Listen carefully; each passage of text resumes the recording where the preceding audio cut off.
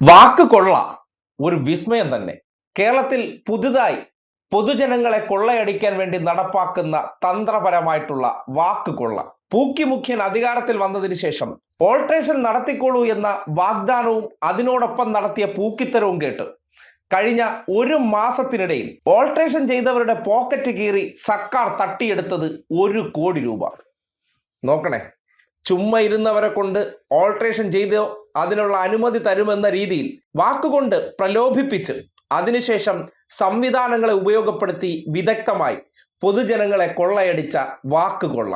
നല്ല 8ന്റെ പണിയാണ് ജൻസി പിള്ളേർക്ക് കിട്ടിയിരിക്കുന്നത്. കാരണം പുതിയ സർക്കാർ അധികാരത്തിലെത്തുമ്പോൾ മോഡിഫിക്കേഷൻ ഒന്നും വലിയ പ്രശ്നമില്ല, അതൊക്കെ ചെയ്യാൻ പറ്റും എന്ന് വിശ്വസിച്ചുകൂടി കഴിഞ്ഞ ദിവസങ്ങളിലൊക്കെ നല്ല രീതിയിൽ മോഡിഫിക്കേഷൻ നടത്തിയ കുറേയധികം കുട്ടികളുണ്ടായിരുന്നു, അല്ലെങ്കിൽ ചെറുപ്പക്കാരുണ്ടായിരുന്നു.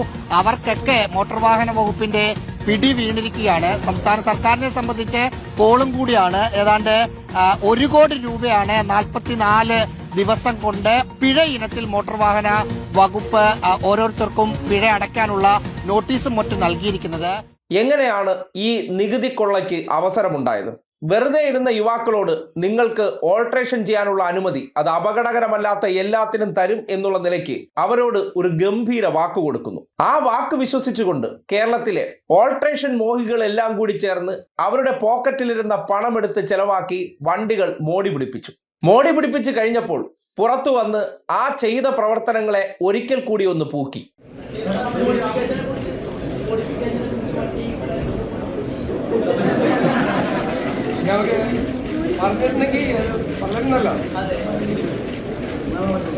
നടക്കുമല്ലോ, നിങ്ങളൊക്കെ നടത്താനല്ല നമ്മൾ വന്നിരിക്കുന്നത് അല്ലേ?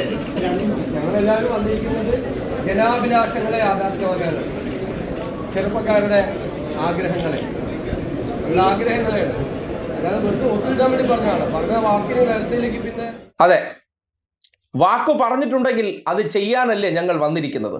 അങ്ങനെ ആ വാക്ക് വിശ്വസിച്ചവർക്ക് ഇപ്പോൾ കിട്ടിയ 8ന്റെ പണിയാണ്. കഴിഞ്ഞ 28 ദിവസത്തിനിടയിൽ 1 കോടി രൂപ. മെയ് മാസത്തിൽ മാത്രം 87 ലക്ഷം രൂപയും ജൂൺ ഈ ദിവസം വരെ 48 ലക്ഷം രൂപ പിരിച്ചെടുത്തതോടുകൂടി ഈ മാസം 12 ലക്ഷം രൂപ കൂടി പിരിച്ചെടുത്തതോടുകൂടി 99 ലക്ഷം എന്ന മാജിക്കൽ വിസ്മയത്തിലേക്ക് ആ തുക എത്തി. അങ്ങനെ ചുളുവിന് വാക്കുകൊടുത്ത് 1 കോടി രൂപ തട്ടിയെടുത്ത പരിപാടി.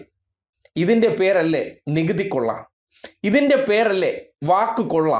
ഇത് നടപ്പാക്കിയ ഒരു വൈദഗ്ധ്യത്തെക്കുറിച്ച് നേരത്തെ മേനോൻ മുഖ്യമന്ത്രി എന്നെ ഒരു കാര്യം പറഞ്ഞിട്ടുണ്ടായിരുന്നു. ജനങ്ങളിൽ നിന്ന് എങ്ങനെ നികുതി കൊള്ള നടത്തണം. ഇതേ കേട്ടെ. പൂമ്പാറ്റ പൂവിൽ നിന്ന് തേൻ കുടിക്കുന്നത് പോലെ ആകണം ഭരണാധികാരി ജനങ്ങളുടെ കയ്യിൽ നിന്ന് ടാക്സ് മേടിക്കും. പൂ പോലും അറിയരുത് തേൻ കുടിക്കുന്നതായി. ജനങ്ങൾ അവർക്ക് ഫീൽ ചെയ്യാതെ മേടിക്കണം ടാക്സ്. ഭരണാധികാരി കേട്ടല്ലോ, പൂവിൽ നിന്ന് തേൻ നുകരുന്നത് പോലെ. അതുകൊണ്ട് ഒരു വാക്കങ്ങ് കൊടുക്കുക, ചാടി വീഴുക.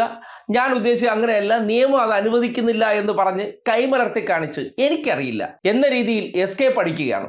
എങ്ങനെ 1 കോടിയോളം രൂപ ഈ പാവപ്പെട്ട പിള്ളേരിൽ നിന്ന്, ജൻസുകളിൽ നിന്ന് കൊള്ളയടിച്ചെടുത്തതിന് ശേഷം ഇനിയിപ്പോൾ അതിലൊന്നും ചെയ്യാനില്ല, കേന്ദ്ര നിയമമെന്ന പേരിൽ കൈയൊഴിയുകയാണ്.